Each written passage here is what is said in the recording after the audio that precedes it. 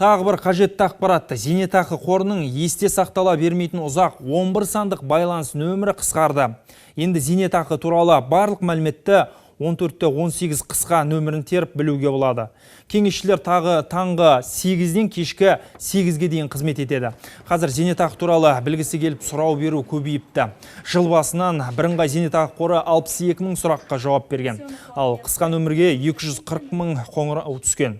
Сұрақтар негізінен жиналған зейнетақы көлемін білумен, ол туралы көшірме алу, төлеу мен аударуға байланысты екен.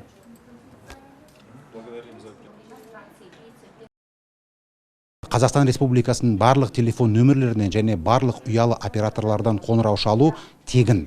Байланыс орталығына аптасына 7 күн бойы күн сайын таңғы сағат 8-ден кешкі 8-ге дейін қоңырау шалуға болады. Бұған қоса байланыс орталығына азаматтар біздің сайт empf.kz арқылы жүгініп, сондай-ақ электрондық пошта, әлеуметтік желілер немесе онлайн чат арқылы да қызмет алуға мүмкіндігі бар.